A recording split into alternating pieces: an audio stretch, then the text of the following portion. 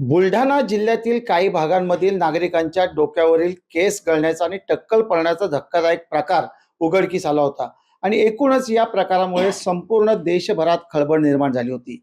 नेमका हा प्रकार कशामुळे घडला याचं संशोधन केलंय पद्मश्री आणि ज्येष्ठ संशोधक डॉक्टर हिम्मतराव बावस्कर.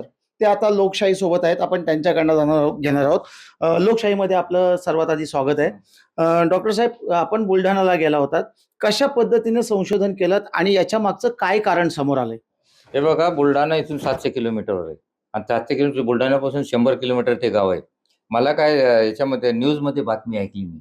या भागामध्ये लोकांचे केस गळतीवर आले आणि केस गळती झाल्यामुळे मुलं वगैरे शाळेत जाणं बंद झाले. काही मुलीचे लग्न कॅन्सल झाले.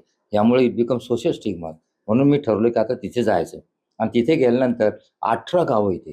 त्या 18 गावामध्ये कमीत कमी आतापर्यंत 282 लोकांची केस गळती झाली. आता हे केस गळती म्हणजे काय होतं, सुरुवातीला रुग्णाला उलटी होते. उलटी झाली की नंतर ताप येतो थोडा, डोकं दुखतं. डोकं दुखलं की डोक्यामध्ये मुंग्या येतात आणि स्वतःच केस उपटतो आणि केस उपटणं त्याला पेन होत नाही, दुःख होत नाही आणि असं झालं की एक 3 ते 4 दिवसात पूर्ण टक्कल पडतं. आता ह्या भागामध्ये काय असं ते केस उपटणं यायला लागले, ते टक्कल करून घेऊन राहिले. म्हणजे कोणाला हे वाटू नये म्हणून ते सगळं आता याचं कारण काय? मुद्दा असा आहे की इतक्या याच्या दूर झाल्यानंतर इथे गरिबी आहे. इथे शेती उत्पन्न कमी आहे. इथे लोकं पाणीसुद्धा ₹75 टँकरनं विकत घेतात हो.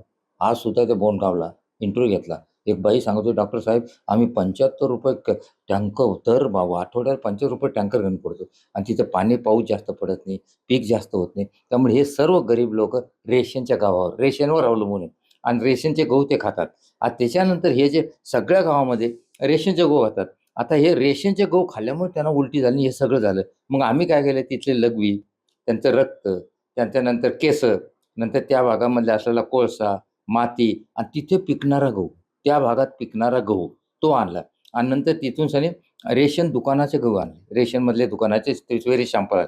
इथं असं आढळलं की रक्तामध्ये, त्यांच्या लघवीमध्ये, केसामध्ये सेलियम 1000 टाईम आहे.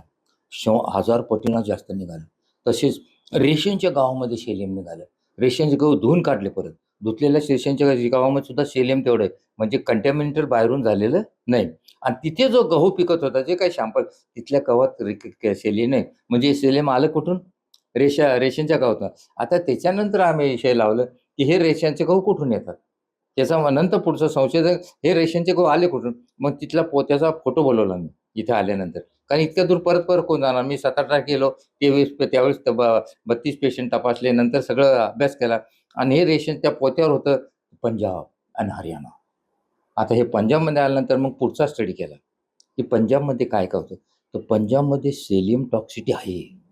तिथे हे अशा प्रकरणं घडलेले आहे पंजाबमध्ये. पर्टिक्युलरली आहे ना, होशियारा होशियारपूर आणि नवासारपूर असे 2 आहे. 60,000 हेक्टर जमीन आहे, त्याच्यामध्ये सेलियम जास्त आहे. आता हे सेलियम आलं कुठून? सेलेनियम आलं कुठून? इथे जे आहे ना, हे हिमालयाच्या पर्वतरांगा जे आहे, त्याच्याबरोबर शिवालिक नावाचे पर्वतरांगा आहेत. त्याच्या शेजारून शिवालिक नावाचे पर्वत असे आणि तिथल्या तिच्या रॉक्समध्ये सेलियम जास्त आहे आणि पावसाळ्यामध्ये झरे येतात. त्या झऱ्यामध्ये सेलियम येतं आणि ते पाणी हे पंजाब आणि हरियाणामध्ये पसरतं. उन्हाळ्यामध्ये झरे बंद होतात. आता इथली ही लँड जास्त सेलियम झाल्यामुळे इथे काही ठिकाणी असं फेन्सिंग केलंय. इथे गहू घ्यायचा नाही. आता हा जो गहू, गव्हाचं कॅरेक्टर काय? गहू पीक असं सेलियम जास्त ॲब्सॉर्ब करतं आणि इथे गहूच येतं. पाणी वर असल्यामुळे गहू खूप उगतो आणि विशेष म्हणजे पंजाबमध्ये काय, पंजाबी लोकांना तिथला गहू आवडत नाही. ते आटा खातात. ते आटा मध्य प्रदेशमध्ये बोलला आणि तो शरबती गव्हाचा आटा आहे. तो आटा महाग आहे याच्यापेक्षा, पण ते आटा खातात. आता हे गव्हाचं सेलियम नंतर याची दुरुस्त कशी करायची? आता हे लोकांचे हे केस कर्तन झाले. हे रेशनचे खाणं बंद झालं. रेशनचे गहू खाणं बंद झालं. केस आपोआप सगळेले आले. पूर्ण केस. म्हणजे पोर्टल रूट जात नाही केसाचं. रूटपासून डॅमेज होत नाही. वरचेच केस जातात. त्यामुळे सर्वांचे टक्कल परत नॉर्मल झाले. परंतु आता याच्यावर इलाज काय आहे? आता हे परत गहू हे रेशनचे चौकडं पुऱ्या भारतात किंवा कुठेच जातात ना. मग हे परत कुठेतरी होऊ शकतं. मग हाऊ टू प्रिव्हेंट? सेलियम जमिनीतलं कसं करायचं? आपण कारण काय शोधलं? की झऱ्यामधून सेलियम येतो. कुठे? शिवालिक पर्वत आहे. ते झरे एक तर बंद करणं कठीण आहे. फार मोठं काम आहे. किंवा ते झरे डायव्हर्ट करायचे. स्टराईल लँडमध्ये, जी लँड पिकाऊ नये, नापीक जमीन आहे, तिथे ते स्टराईल करायचे. त्याच्यानंतर हे जे असतं ना, पीएच कमी आहे, पीएच जास्त त्या जमिनीचं. अल्कलाईन लँड आहे. अल्कलाईन लँडमध्ये काय होतं, सेलियम पाण्यामध्ये डिझॉल्व्ह होतं आणि ते पिकामध्ये जातं. डी-ए-पी टाकतात लोकं. डी-ए-पी खते. आता डी-ए-पी सुद्धा अल्कलाईन आहे. त्यामुळे मग हे अल्कलिनिटी कमी कसं करायचं? नंबर 1 त्याच्यामध्ये जिप्सम ॲडवाइस केला आम्ही. जिप्सम जर 1 वर्ष आड टाकलं तर हे अल्कलाईन कमी होईल, ॲसिडिटी होईल आणि सेलियम ॲब्सॉर्ब होत नाही. सेलियम प्रेसिपिट होतं.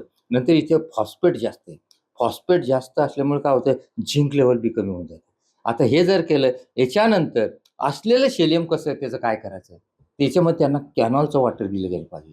त्याच्यामध्ये सरफेस वॉटर कॅनॉलचं लेक किंवा जे तयार केलेलं आहे, त्यामुळे सेलियम त्याच्यात जाणार नाही. आणि दुसरी गोष्ट, हे जे आपले जे तीळ आहे ना, तीळ, मोहरी आणि दुसरं आपले सनफ्लॉवर, ह्या याच्यामध्ये सेलियम जास्त आहे. हे गव्हामध्ये हे जर अल्टरनेटिव्ह आंतरपीक जर घेतलं तर सेलियमचं लेव्हल कमी आहे. आणि दुसरी गोष्ट, आता सरकारने ज्यावेळेस हे तोकडे जाणार, सरकार मायबापनी एक काम करायला पाहिजे, की असे गहू जिथे सेलियम आहे किंवा जिथे सस्पेक्टेड आहे, ते सेलियमच्या गव्हाची तपासणी करायची, नंतरच रेशनमध्ये डिस्ट्रिब्यूट करायचे, म्हणजे हा प्रॉब्लेम सॉल्व्ह होईल. आपण म्हटलात की सेलियमचं प्रमाण जास्त झालं तर ते घातक आहे, कमी झालं तेही ते घातक आहे. आता हा एक ज्येष्ठ संशोधक म्हणून आपल्यापर्यंत माहिती असलेला विषय आहे. मात्र सर्वसामान्यांना याचं काही ज्ञान नसतं. तर सर्वसामान्यांनी यापुढं कशा पद्धतीची काळजी घेतली पाहिजे आणि सरकारने कोणती उपाययोजना केली नाही, पाहिजे? मुद्दा असा आहे की आता सगळ्यांना काही काय सेलियम नॉर्मल न्यूट्रिशनमध्ये आहे. अंड्यामध्ये, भाजीपाल्यामध्ये, सगळ्या याच्यामध्ये सेलियम आहे. रूटीन सेलियम पाहिजे तेवढं आपल्या याच्यामध्ये भेटतं, पण जास्त सेलियमचा प्रॉब्लेम. आता सरकारने एकच ते सांगितलं, मी सांगितलं की एक तर एक त्याच्यात जिप्समला ॲडवाइस करायचं. नंतर त्याच्यामध्ये त्यांना शेणखत जास्त टाकायला लावायचं, फॉस्फेट कमी टाकायला लावायचं आणि नंतर इथे हे जे रेशनचे जे गहू आहे, ते गहू डिस्ट्रिब्यूट करायच्या अगोदर ते लॅबोरेटरीमध्ये तपासले गेले पाहिजे. ॲटलीस्ट एक लॉट आला की त्यातलं एक सॅम्पल घ्यायला पाहिजे. याच्यात सेलियम कंटेंट किती? सेलियम कंटेंट जास्त असलं त्याची प्रक्रिया करता येईल आणि नंतर डिस्ट्रिब्यूट करता येईल. आता ह्या बुलढाणामध्ये जो प्रकार झालेला आहे आणि जी लोकं बाधित झालेली आहेत, ज्यांच्या डोक्यावरचे आता केस पूर्णपणे गेलेत, आता यांना पुन्हा केस येतील का किंवा त्यासाठी काय औषध आहेत का? नाही, केस यानं सुरू झाले. त्याला औषध वगैरे काही नाही. हे खाणं, ते सेलियम टॉक्सिटी काय कमी झाली की आपोआप टॉक्सिटी कमी होणार आणि ते केस यायला लागले, सुरुवात केली. ॲडिशनल काही त्यात औषध घ्या. फक्त ज्याच्यामध्ये झिंक कमी आहे, झिंकच्या गोळ्या भेटतात, झिंक दिलंच चालते. परंतु त्या सेलियमची असं ट्रीटमेंट काही करायला, फक्त आपलं स्रोतच बंद करायचा आपल्याला. स्रोतच बंद झाले काही प्रॉब्लेम नाही. ज्येष्ठ संशोधक डॉक्टर बावस्कर यांनी या ठिकाणी स्पष्ट खुलासा केलेला आहे की बुलढाणामध्ये जो प्रकार झालेला आहे, हा प्रकार सेलियमचं प्रमाण खाण्यात जास्त आल्यामुळे झालेला आहे. त्यामुळे खबरदारी म्हणून काय, तर जे खाद्य सर्वसामान्य नागरिकांपर्यंत रेशन धान्य दुकानातनं पुरवठा केला जातो, त्या खाद्याची पडताळणी व्हायला पाहिजे. त्याच्यामध्ये सेलियमचं प्रमाण किती आहे हे तपासलं गेलं पाहिजे. त्यामुळे सर्वसामान्य माणसांना याचं ज्ञान नसतं. मात्र शासन स्तरावरती याची जर का खबरदारी घेतली गेली तर असा प्रकार पुन्हा कुठे घडण्याची शक्यता कमी आहे. व्हिडिओ जर्नलिस्ट ओम गोरेगावकरसह भारत गोरेगावकर, लोकशाही मराठी, रायगड. लोकशाही मराठी ऐका, पहा, जागरूक रहा.